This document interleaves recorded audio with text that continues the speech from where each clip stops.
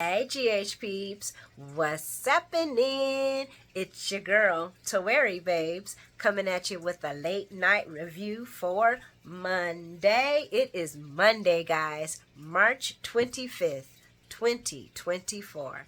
I hope you guys had a pretty good Monday. I had a pretty good Monday. Right now, I'm operating on too much coffee and I need to go to sleep. Yeah, I know how it is when you got to do work and papers and all that crap. But how was GHing for y'all? Highs, lows, any? Oh, what?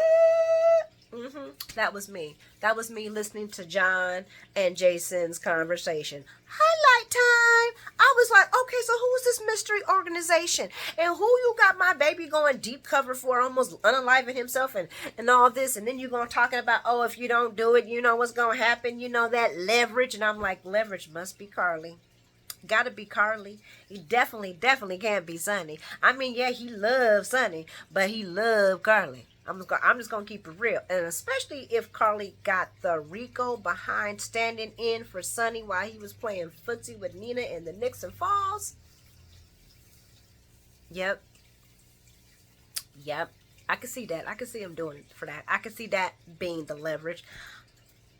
Oddly, other than that, I don't see who else there is. There's only two people that he would go to bat for, and there's only two people that got their hands dirty, and that's those two. And like I said, I don't see him doing that for Sonny. But I'm going to talk about that, the rest of that, when we talk about today's story. Please leave your highlights and your comments in the comments section. I love your guys' highlights and comments. I just don't love them. I actually do read them, and I do appreciate them, and I need to get responding to some because I haven't been doing too much, folks. Doing too much of nothing. You know how it is. You just like, I'm not doing nothing. I ain't watching no TV. I'm just gonna read and write and plant. Yeah, I got some new babies. But anyway, stop talking about that. Let's talk about the show, right? Yeah, I didn't want to hear about that. So we start this off at the PCPD, and y'all, it was hard. It was hard dealing with Officer Dudley Doolittle, Detective Dudley Doolittle. It was so hard stomaching Chase. And he's a fine man, honey. I mean, I can look at him and I think that's why I overlook half of what he says, but he a doofus. He remind me of that sheriff that used to be on the Andy Griffith show. Was that the one? No, because Ernie, whatever his name was, he wasn't a doofus. Chase is just, he a detective too. It's kind of embarrassing. You're a detective, Chase? But anyways, Chase was hard to stomach. So we got Jason turning himself in, John walking in like he's the rodeo, goes in there and sees Jason, and Chase is like, well, you can't talk to him without his lawyer. And Jason waives the right to a lawyer, which Chase is like, oh, no, you don't. You ain't going to try to get out of this. I'm like, oh, my God. Doolittle, do shut up. Doolittle, do shut up. Listen, Linda. Doolittle be driving me crazy. And Chase accuses him of trying to get out of his charges, guys. And I just started laughing like, this boy is so simple. So, of course, Jason's like, John says, he don't need no lawyer present. So, you can, bye. And right as that door closed, that little bulb would have came into my head. Oh, no. There's something else going on here. There's something definitely going on here. Why would he waive his right? He ain't never spoke to the cops before. And without his lawyer, everybody that knows Jason, and maybe that's why Officer Dudley don't know anything, but he a detective, so I don't want to hear all that. He should have looked up all his case files. He should know everything about how Jason is when he comes in there. A detective would know who he's going to be talking to. And Jason's been in there long enough. And I'm pretty sure Taggart, Mac, even Robert have left notes in there about Jason and interviewing him. And he should know well enough that Jason would never, ever, ever, ever, ever, ever, ever, ever, ever, ever, ever, ever speak to a cop without Sonny present or a lawyer. I rest my case. Y'all guys could probably fill up some clips of when Jason, not Sonny, but when Jason spoke to a cop a detective, especially the FBI, without a lawyer present? I don't even recall that. I don't recall that. But if there is footage out there, y'all let me know, because I can't believe that he would ever. So for me, that should have been Chase's first ding ling ling ling ling. Something ain't right. Something ain't right. Even Brooklyn should have caught that. Wait a minute. He's a quarterman. Didn't she just do that whole entire conversation with Danny? I'm a digress. I'm stopping. Y'all know something. Chase ain't Dudley do just ain't Dudley right. So John basically wants to know the what, where, why. He wants to know who helped him. Where has he been? Why did he call him? What happened to the situation?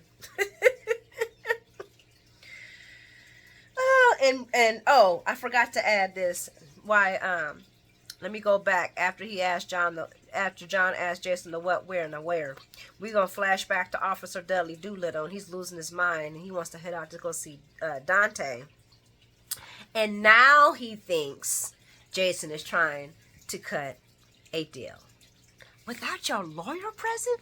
There is never a deal to be made without your lawyer present, you dingo dwarf. You need your lawyer there to make Oh my gosh. Chase's IQ is lessening every single day. I'm starting to wonder. He may end up in Pampers by the end of this whole entire thing. I'm sorry, guys. I'm looking at him like, for real, bro? And Brooklyn's like, you know what? You're being a little reactive. You know what I'm saying? You might need to take a minute before you go in and see Dante. You're being a little reactive. This really ain't like you, okay? And I'm saying to myself, I know I keep getting off of this subject, guys. Off tank. But I'm saying to myself, Chase must really feel guilty that he let his partner chase two armed snipers by himself. And it not only did he allow his partner to do it even after he was ordered, he then waited for a phone call that never happened and did not respond to the scene until he heard over line that an officer was down.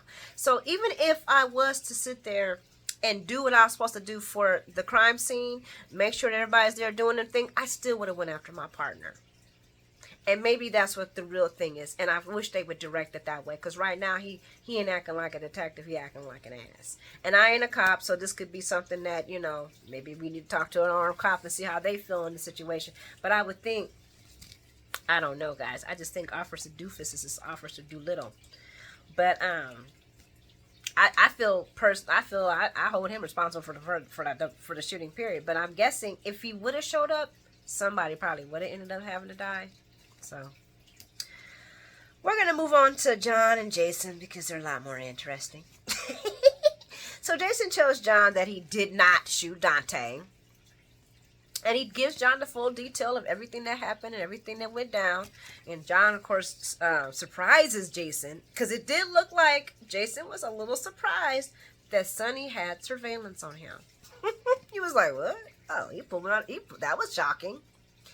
And he doesn't want, another telling thing, he don't want Anna to know that he's in here talking to Jason. He's like, I can't sit here along with you going back and forth. The police commissioner is going to be coming in here soon, and I don't want her to see me talking to you. Because you don't want her to know that you lied about knowing that he was alive. Is that why? You don't want to blow your cover? Anyway.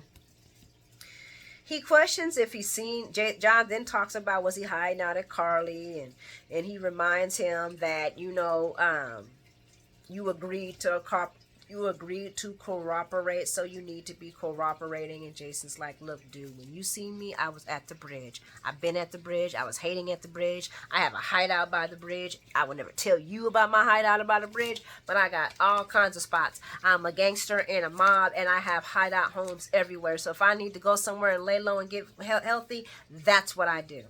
This is my stumping ground, bitch. Okay, I'm sorry. Coming back.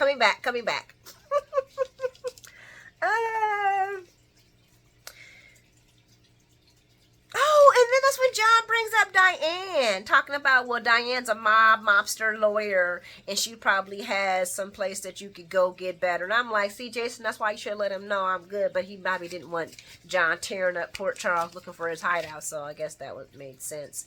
But then John goes on a tangent talking about Diane probably had him get help. I'm like, John needs to hurry up and leave, guys. When is his contract up? I hope you don't have to deal with him for long.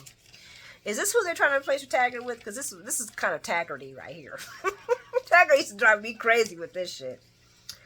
But anyway, and then he says Diane will basically have to be a magician to get him out of these charges. Because, basically he's been accused of shooting a cop. Which, once again, I just can't believe. And he said, and since the other witness is all of a sudden disappeared and all eyes are on Jason. And I'm like...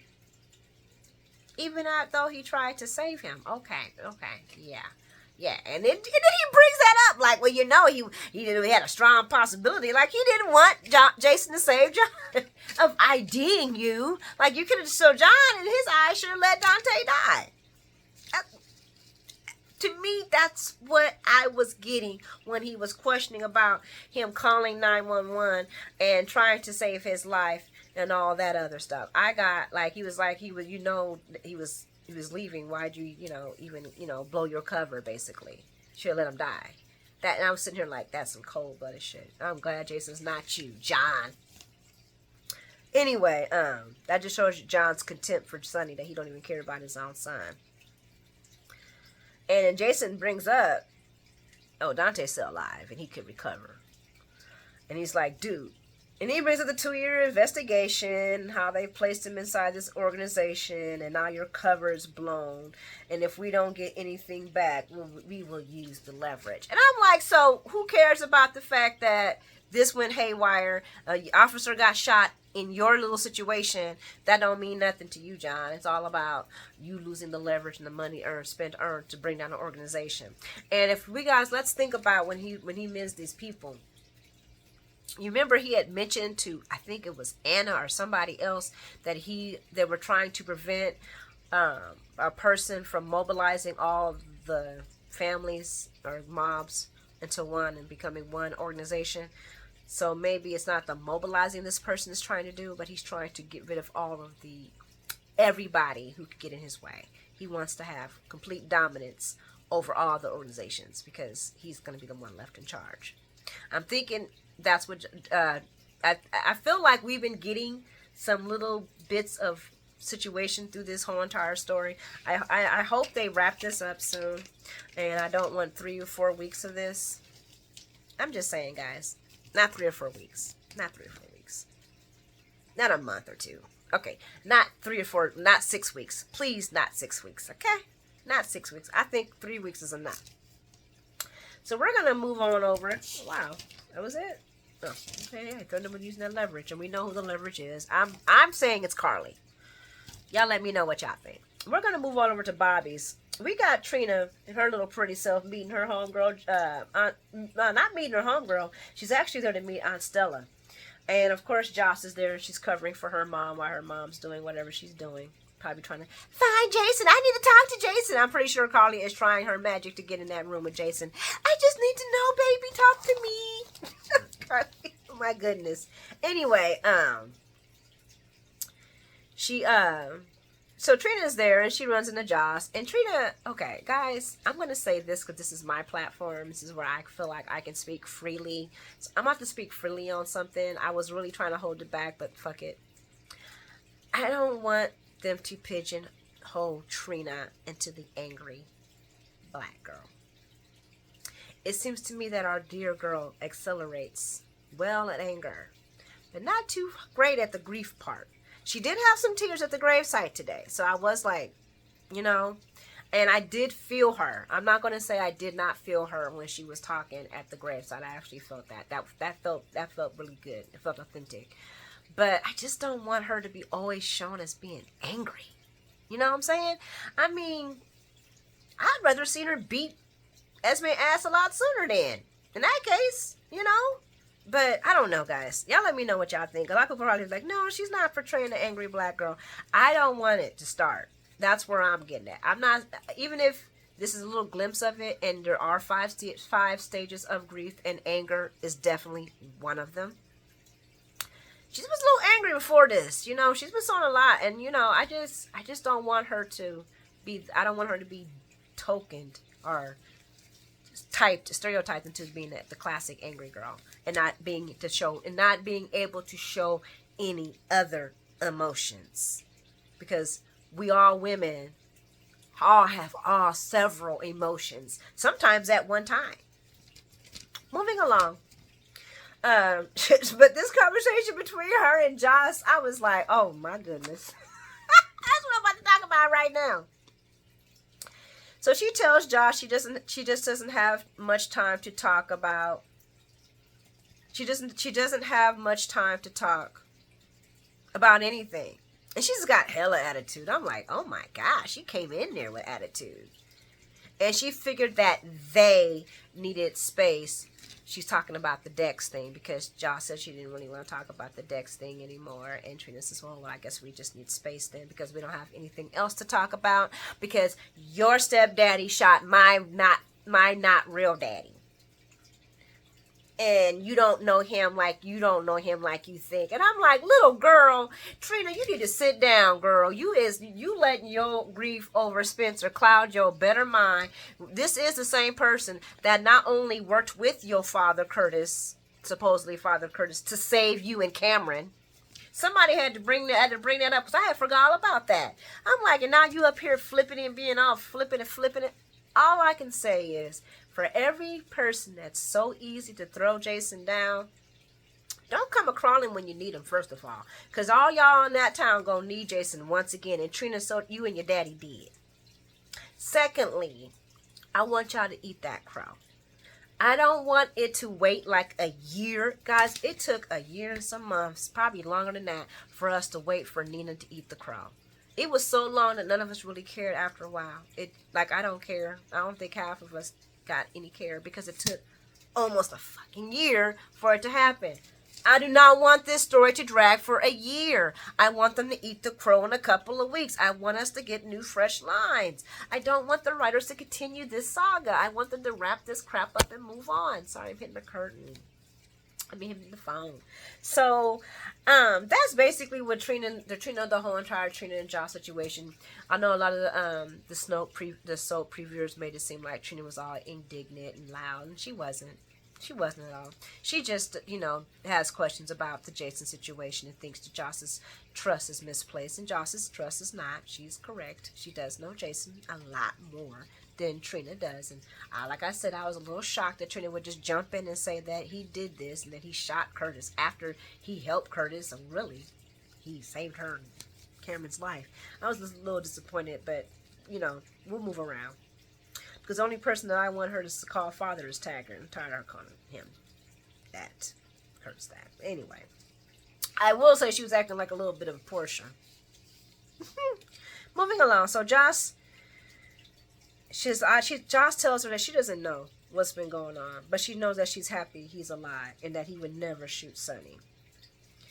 So, Mike shows up and it's really awkward, and Trina heads out, and Michael awkwardly says, I'm really sorry to hear about Spencer, but it's just, it was already dead. She's heading out, and him and Josh talk, and they catch up about Jason turning himself in, and they both believe that Jason didn't do it, and Josh says it's because we know Jason, but there are a lot of other people that are questioning if he was shooting at Sonny and other people. And she put it down like she's thinking about Curtis, and Michael's like, no, well, they're wrong. Everybody's wrong. My dad would never ever shoot at Sonny. My dad when Jason I called Jason his dad. I said it more than once. I said it twice. He says Jason would never shoot at my dad, so they're wrong. And I was like, well, okay, go ahead on, Michael. He does love him some his dad. And then Josh brings up a straight fact that nobody is getting. Jason don't miss. Shanny's been shot at 3 times. Jason don't miss. Jason also doesn't shoot innocent people. Most likely that was a sloppy sniper that did the sloppy work. Now, if Jason was there when it happened, But Jason, no. And that's another thing. Jason already had told Michael that he had that, and he maybe maybe Michael should have told Josh that, but Josh probably would have told Trina that, and they'd be asking why these kids know what's going on with Jason, and then we'd get back to, yeah. So, but Michael had already told Jason. No, Jason had already told Michael that he ain't been here, so we already know that Michael, that Jason did not shoot Curtis accidentally, because he wasn't here. So that's already answered. We don't even, Trina can just, she'll figure it out. She'll be all right. And then she just said, I'm just happy that, I'm just happy he's alive. And Trina, and I guess Trina, yeah, we're gonna move on from that. I'm not gonna talk about that no more. We talked about Michael showing up. Oh, and then Diane does tell Michael not to get his hopes up about the bail because it looks so bad. And they're both like, and it does look bad. He's in jail for shooting a cop. Even if they have no actual evidence, it still looks bad. And I wrote notes about how I'm worried about Trina showing all this anger. But I do understand that there's 5 stages of grief. But Trina's right. So we're going to pass out to where we're going to forward out over to where Trina is actually talking to Aunt Stella, because Aunt Stella has showed up because Trina was going to tell her auntie that she was good, that she didn't feel like seeing anybody. And Aunt Stella was already there. And Trina tells her that she feels like she's walking through a fog, and her auntie tells her she doesn't want her to suffer alone. You're pushing everybody away, baby, but that's not good for you. That is not good for you. And she also doesn't want her walking around pretending like everything's okay. And I'm like, that definitely is not a good thing.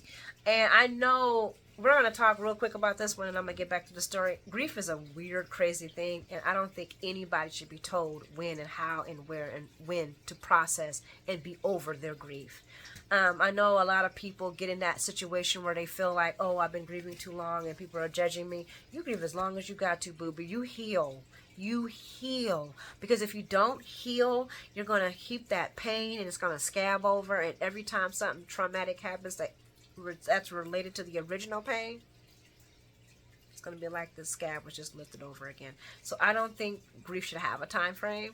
I do think you should move through the process of it, but I don't think there should be a time frame on when a person should be able to say, I'm okay with this. Sometimes they never will. They just know that it's not as bad as it was the day before. Grief is an ugly thing. But this was a really needed conversation, and I was appreciative of it with with Auntie Stella and Trina. And Trina's like, you know what? I don't want to get over this. I don't want to explore my feelings. I don't want to be okay.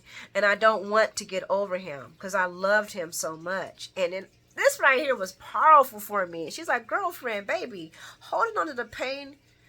You're only holding on to the pain because you think it's going to keep him in your heart. And that's not how this works. I was like, he doesn't want that for you. What you guys had was special. This is true. And he does not want you to be suffering because of him. And then Trina says something that I was like, uh-oh. So we're talking about it, are they sparking the possibility of new love later? Because she says, but what if he was the love of my life? She's young, baby. I love Auntie Stella's response, because I've had this conversation with my own girl. I was like, baby, you young, girl. I didn't want to spoil her break her heart. But girl, you young. You will find the love of your life. But first you need to heal. And that's what Aunt Stella told her. You will find the love of your life. You don't even need to be worried about that. What you need to be focusing on and what you need to be putting your energy to is healing. And Trina doesn't know how to do that. She doesn't know how to do that because, they really didn't have a true funeral for Spencer because Spencer's not in there. And she's like, I don't even really remember anything at all about it.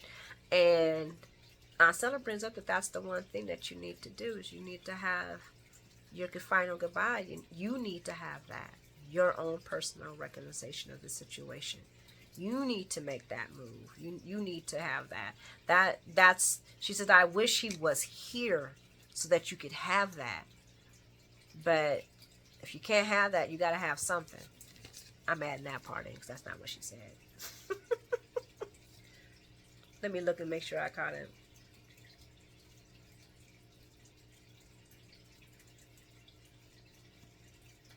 And then and then Esme, and Trina says some really things. She's like, I'm angry though.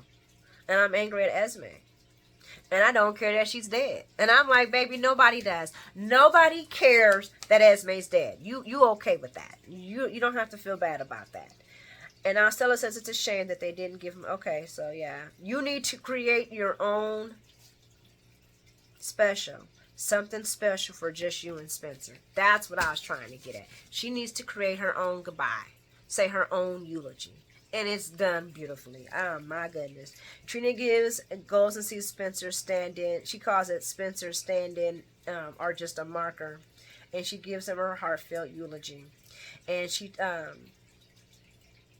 feels him everywhere. And she keeps fantasizing about getting this call that he has survived. But she knows in her heart that that never will happen. And I'm like, oh, baby, yes, it is. He survived. He's okay. And she talks about her prince boyfriend and their time at Paris and the what ifs, and it was beautiful because she was telling about what they would have done and how, you know, he would have been picking her up and they would have been like, oh, who is that? And I was like, that's my boyfriend. That's a prince. Girl, yes. And we all wanted that so much for you.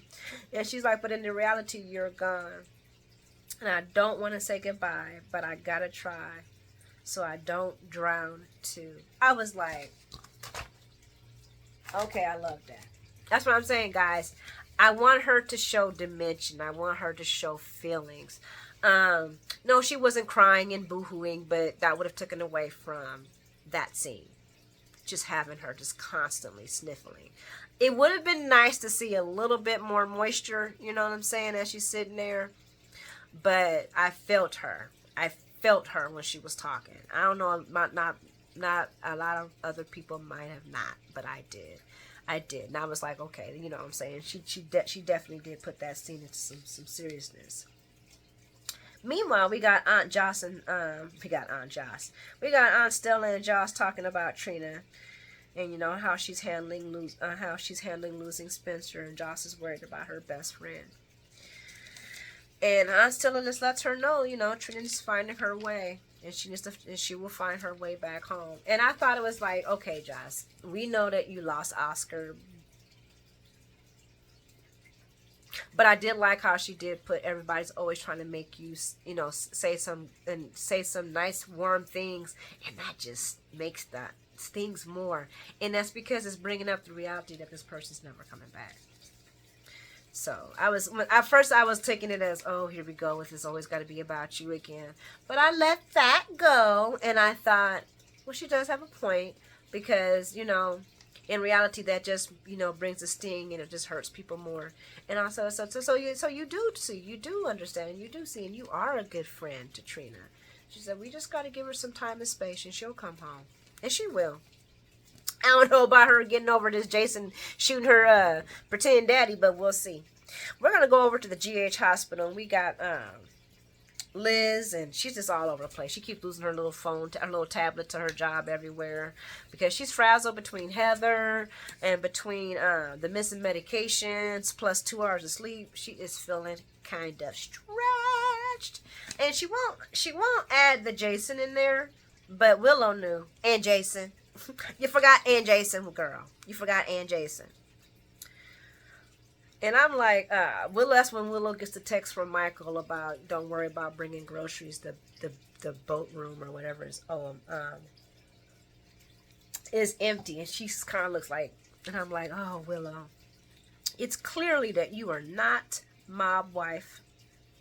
Just not. But you can't lie to quit. But she did lie to Elizabeth real quick, like, with no issues.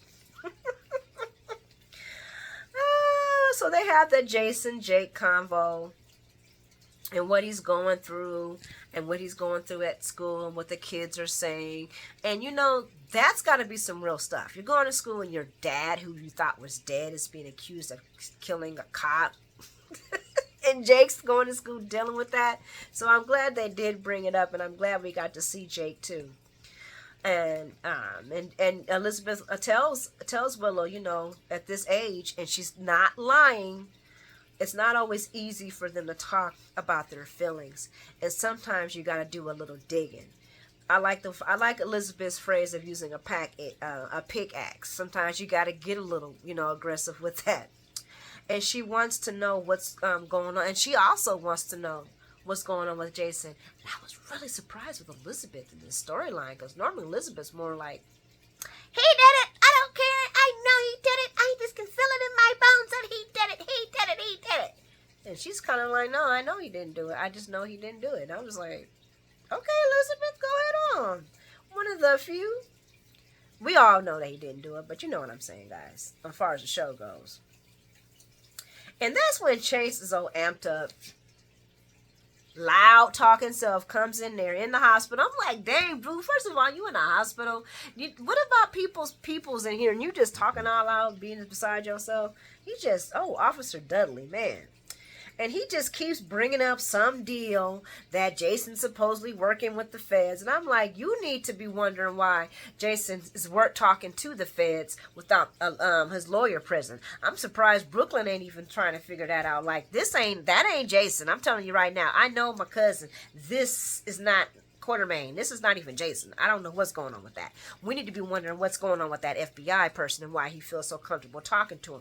Plus, how he came and tried to question Danny, all unhinged and not right. Well, he didn't come at him unhinged, but he wasn't supposed to be doing that. She's like, no, something's not going up, baby. You need to be thinking about this. But she, whatever. And of course, Chase is so tired of Brooklyn bringing up how decent Jason is. That's because he is Officer Dudley Dooface. I said Dooface. But she reminds him not to lose his objectivity. And they really don't know the facts. And that he's better than this. And he's like, well, I'm not today. And she reminds him every day. Every day.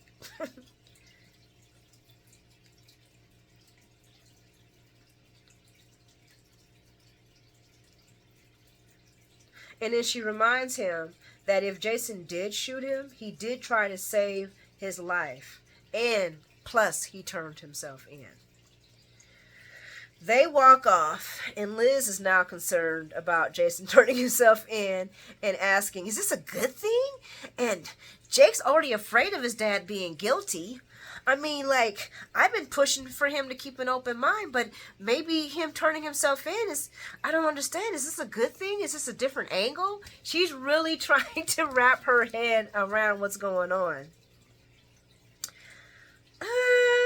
And Willow tells her, before she talks to her, I mean, there was some real fat truths happening in these conversations today. Because Willow tells her, look, before you come to your family, please have a clear mind. You need to know what you need. What do you know?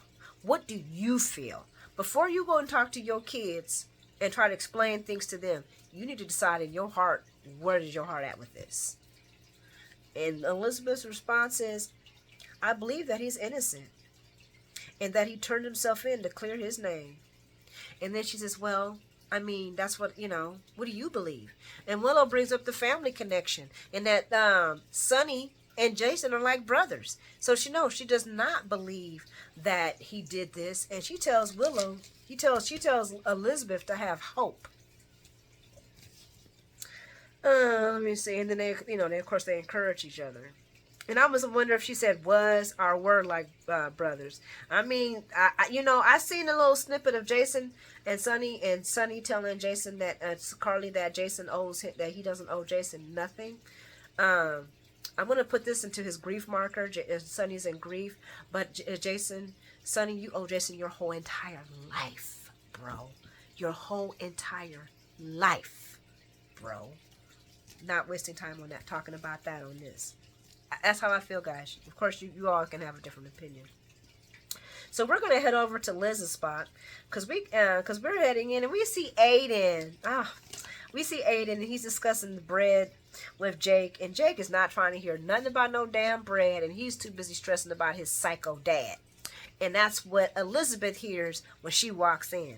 And she's like, okay, look, we need to sit down. I guess y'all got some questions about what's going on with Jason. And Aiden's like, well, we heard that he jumped off a bridge. Is that true? And she's like, well, he's not hurt. And she looks at Jake when she says it. He's not hurt. He didn't come to GH, so we don't know if that's true. And then Aiden says, well, is he going to go to jail? And that's when Jake's sitting there like this the whole entire time. He's pissed. This kid hasn't seen his dad in a long time. He doesn't know his dad that well. So I'm not mad at Jake. Everybody's mad at Jake. Jake. He's such a da-da-da. I'm not mad at Jake. He's a young teenager. He don't know what to believe. He don't know. So he's just a kid. If I can't get mad at Joss, I'm definitely not going to get mad at Jakey Jake. I love me some Jakey Jake anyway. And he's a good actor. But Jake thinks he'll go to jail because he was hiding. And I mean, he turned himself in. So doesn't that mean that he did it? My father's a killer, and everyone knows it.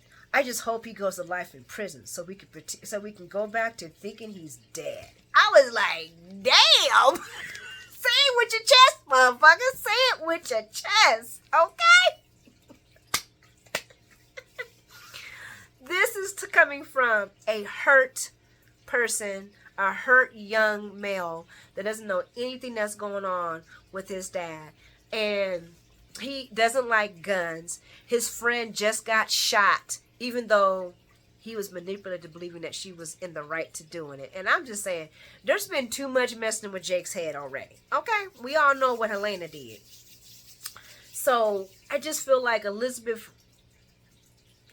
Laura didn't do Elizabeth's sons no favor nobody did Elizabeth's son, Jake, no favor by busting out what was going on with Char and letting him know that she was in the wrong. See, Elizabeth still don't even know that Char was stalking and basically leading Anne to... Do they know? I don't even know if they know or not.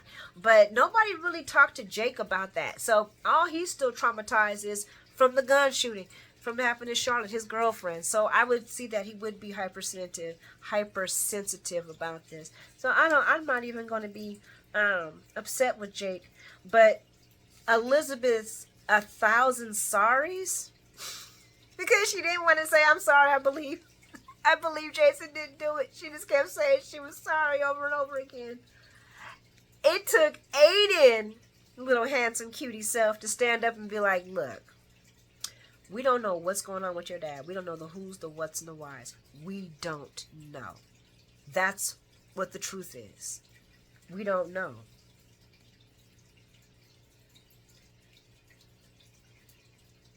I wrote down, Aiden is the voice of reason. He was. We don't know who and why and where your father's been. We don't. And that's when Jake apologizes, but you can see in his face he's still mad. He just apologizes, to his mom because his mom is stressed out. You know what I'm saying? He's like, I'm sorry, Mom. I didn't mean to blow up. But Jake's still pissed. He's still upset. He doesn't like the situation at all. So we're gonna move over to Willow and Michael. And they're also discussing Jason turning himself in due to the leverage. And Michael tells Willow that he turned himself in to avoid getting people caught up. Because I think it didn't seem like Willow was thinking he was going to dry snitch. But Willow might have thought he might. I'm like, girl, what would he get at flipping you over? He ain't going to get no less time. He shot a cop, honey. That ain't going to help him none. Oh, they helped me. Oh, they're going to give you less time? No. He turned himself in, and it makes sense. So that y'all would not. So John would stop sneaking and freaking her and questioning Danny and all the rest of y'all. And Willow don't regret it. Well, I don't regret it. Are you sure? Because you kind of going back and forth with your girlfriend. But she doesn't regret helping Jason. But she also doesn't like to see Liz going through all this pain. And Michael's like, what are you talking about? And she tells him about the situation with overhearing Chase and what he was saying. And Michael's like, well, he didn't do that. He didn't do anything. And Will's like, yeah, he didn't do it. And I just wish we could tell people that. Michael's like, no, we cannot tell anybody that we know that he didn't do it. And I'm like, what would it matter? Because she doesn't have evidence that he did or didn't. We still don't have any evidence that he did or didn't. And it's all circumstantial. So unless there's some hidden evidence that's going to come out that's actually pointing the finger at Jason shooting Dante, I don't see Jason going to jail for anything because it's all circumstantial. And Diane can eat circumstantial for lunch. I'm going to wrap it up here because I think I've been long-toothed enough. Sorry, guys, if I was in and out a little bit. I am definitely on the sugar high, which means I'm going to crash as soon as I get out the shower. But I hope you guys have an amazing day tomorrow. You're all so awesome. Thank you again for each and every single subscription. I truly and humbly appreciate you all.